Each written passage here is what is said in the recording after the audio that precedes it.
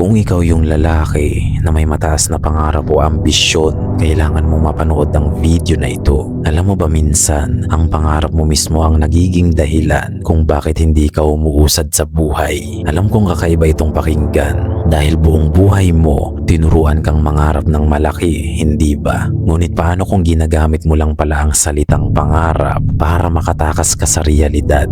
Paano kung mas komportable kang isipin ang future version mo kaysa i-build mo ito? This video might hurt you. Hindi dahil masama ang magkaroon ng ambisyon, kundi dahil baka ma-realize mo na matagal ka na palang nangangarap pero hindi ka naman bumubuo. Dahil masarap mangarap, ngunit ang pagbuo, boring yan. Ang pangarap, nagbibigay sa'yo ng excitement at ang trabaho, nagbibigay sa'yo ng results. At kung hindi mo matututunang paghiwalayin ang dalawang yan habang tumatagal, magiging eksperto ka lang sa pag-i-imagine ng buhay mo na kailanman hindi mo maa-achieve. Sa video na ito, pag-uusapan natin kung bakit minsan kailangan mong tumigil muna sa sobrang pangangarap at magsimulang mag-build. Pag-uusapan natin kung bakit ang malalaking vision kapag walang foundation nagiging distraction. Kung bakit ang pagpapantasya sa success ay maaaring magbigay sa iyo ng false sense of progress. At higit sa lahat, kung paano mo gagamitin ang ambition hindi bilang escape mula sa present, kundi bilang direksyon para sa ginagawa mo ngayon. Dahil tandaan mo ito, hindi mo kailangang makita ang buong hagdan, pero kailangan mong umakyat sa unang baitang. Kaya kung gusto mong makarinig ng mga ganitong klaseng premium knowledge, mag-like ka na at mag-subscribe. Ito ang unang bagay na kailangan mong maintindihan. Ang pag-iisip tungkol sa success ay hindi success. At kahit gaano ka kaseryoso, habang ini-imagine mo ang future mo, walang nagbabago sa physical reality mo kung wala kang ginagawa. Nakikita mo na siguro sa isip mo, successful ka na, may pera ka na, maganda na katawan mo, may magandang karir ka na, at may sarili ka ng bahay.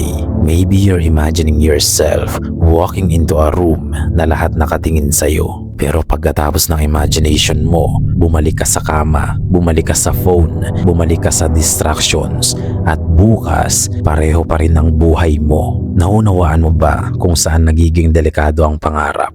Kapag binibigyan ka na nito ng emotional reward nang hindi mo kailangang bayaran ang presyo. Dahil psychologically, may malaking pagkakaiba ang imagining an outcome at working toward an outcome. Kapag palagi mong iniisip ang future success mo, pwede kang makaramdam ng temporary satisfaction. Kumbaga, parang may progress, pero wala naman. You experience the fantasy without earning the reality. At ito ang trap na hindi napapansin ng maraming lalaki. A dream is only useful when it changes what you do today.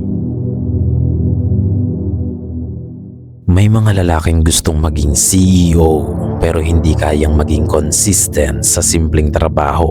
Gustong maging mayaman pero hindi kayang kontrolin ang spending. Gustong maging physically fit pero hindi kayang mag-exercise consistently.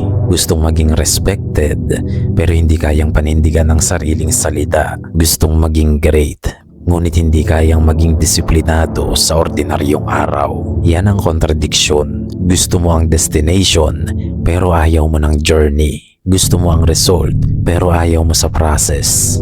Gusto mo ang identity pero ayaw mo sa changes. At dito ka niloloko ng malaking pangarap dahil habang iniisip mo ang napakalaking future mo, hindi mo napapansin na ang buhay mo ay binubuo na pala ng maliliit na desisyon.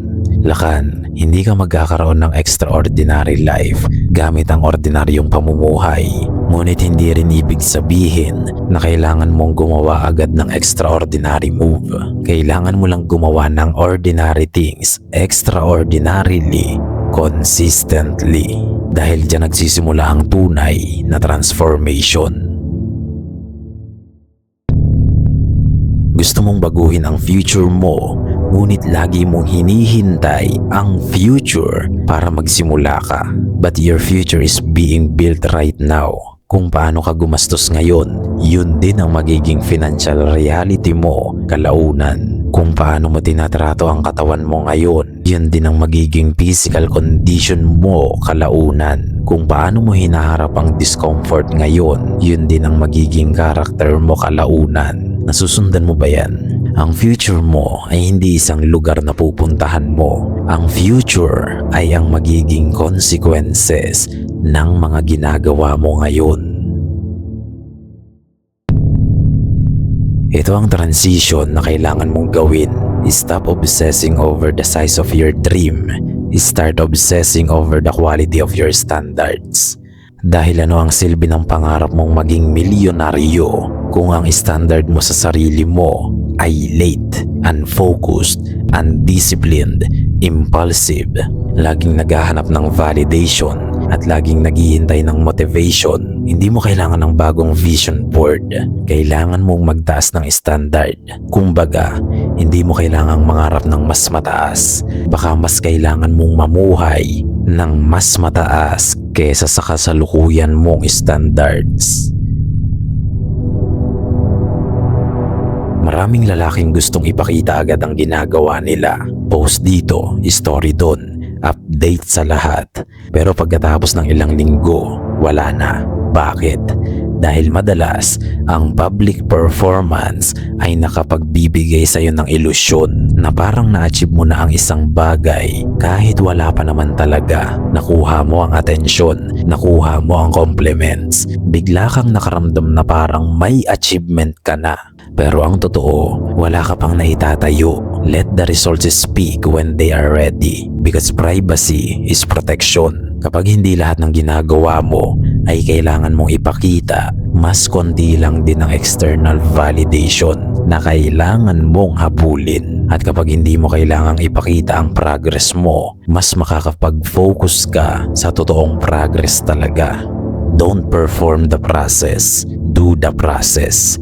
Dahil hindi naman kailangang malaman ng buong mundo kung ano ang binubuo mo. Baka ang kailangan mo ngayon ay hindi audience. Ang kailangan mo ay output.